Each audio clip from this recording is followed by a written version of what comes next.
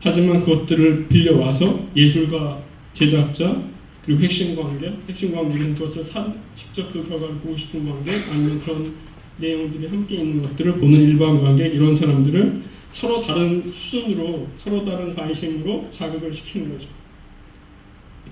이렇게 저희가 특정한 미디어 기술을 활용하지 않지만, 센서가 어떤 기술이라고 볼 수 있지만 아주 오래전부터 존재했던 책상의 문제라고 볼 수 있고, 이렇게 생산과 소비의 순환 과정을 재디자인하는 이슈는 최근의 기술적 흐름 때문에 굉장히 강화되는 거죠. 이 기술적인 내용들을 자세하게 다루진 않고 대표적인 두 가지 사례들을 보면서 어떤 점들이 달라지고 있나를 살펴보겠습니다. 여기서 우리가 미러 월드 영역이라고 보는 대표적인 구글 맵이 왜 우리가 보고 있는 네이버의 맛지도랑 달라지는 점은 무엇인가, 그리고 AR에서의 현존한 큰 기술이라기보다는 이전부터 존재했던 기술인데 세마코드, 큐코드라고 부르는 이미지 바코드의 영역의 사례를 보면서 이런 것들이 일상을 다시 디자인할 수 있게 하는데 그 디자인된 결과가 하나로 머무르는 게 아니라 어떻게 변동해 갈 수 있는가, 현실의 흐름과 맞물려서 순환할 수 있는가, 그런 질문을 해보겠습니다. 자, 우리가 지금 네이버에서 맛집을 검색하면 약도가 나오고 그게 주변의 풍경이나 이런 것들이 사진으로 존재해요.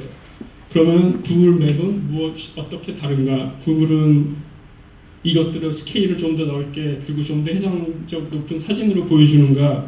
그거보다 한 단계 더 주목해야 되는 게 있는데, 구글이 구글 맵을 만들기 위해서 사용하는 자동차가 저거고, 저 위에 저 카메라가 달려 있습니다.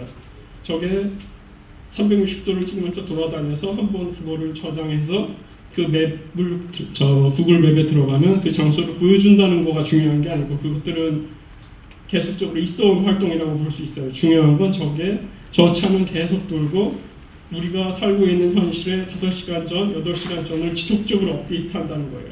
저게 종로일가를 보여주고 있을 때 종로일가가 어떻게 생기고 있나를 보여주는 게 아니라 8시간 전의 종로일가를 계속적으로 사진과 VR 공간으로 업데이트하고 있는 거죠. 미디어 시스템이 변동하는 현실과 어떻게 맞물려서 돌아갈 수 있느냐, 그 지점이 달라지는 것들이지, 현실을 재현해서 그것들을 갖다가 VR이건 MR이건 이런 영역에서 보여줄 수 있느냐가 차이는 아니라는 거예요.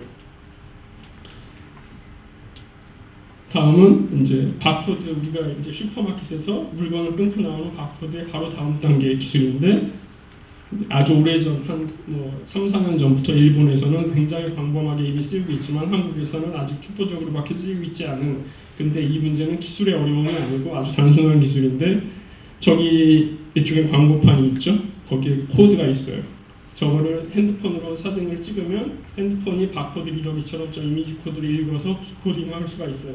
그 소프트웨어는 아주 조그만 거고, 그것을 불러들이면 저게 영화 광고다. 그러면 바로 그 이미지 바코드를 카메라로 찍는 순간 거기에 부착되어 있는 정보가 자기의 핸드폰으로 날아들어와요. 그게 영화의 예고편일 수도 있고, 밑에서의 예처럼 그게 신문에서의 주식 시세였다, 어제 주식 시세였다. 근데 그 옆에 저 이미지 바코드가 들어있으면 그걸 사진으로 찍으면 현재 시세가 들어올 수 있고, 그리고 맥도날드에 가면 지금 현재 일본에서 시행되고 있는데 저 바코드가 붙어 있는데 그걸 찍으면 맥도날드의 칼로리가 나와요. 이런 식으로 중요한 건 뭐냐면 바코드라는 게 존재했죠. 저 이미지 코드는 저 현장에 있을 때 하나의 정해진 컨텐츠가 들어오는 게 아니라 계속적으로 변동하는 현실의 데이터들을 끌어들일 수 있는 매개 장치로서 기능하고 있다는 거죠. 우리가 공통점을 발견할 수 있어요.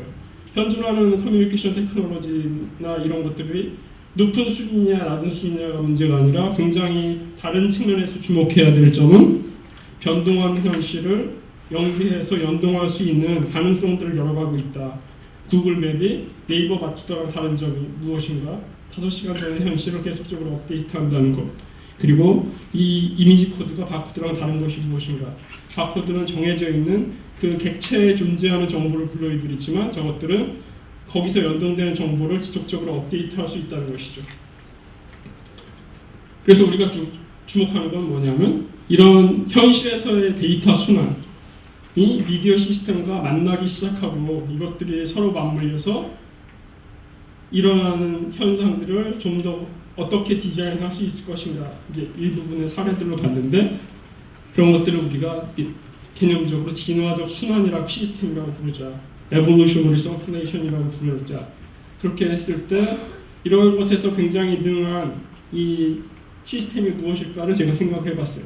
왜냐하면 다른 산업, 다른 장르의 규범들에 보통 그거보다 경쟁력 있는 규범들이 많은 경우가 있으니까 여기 아직 존재하지 않을 때 내가 발명할 게 아니라면 거기서 제가 가능성을 본 것은 게임 시스템이에요. 게임 시스템은 게임 과정에 존재하는 행위자들의 선호와 행위와 결과들을 남김없이 누적적으로 활용하려는 디자인을 갖고 있어요.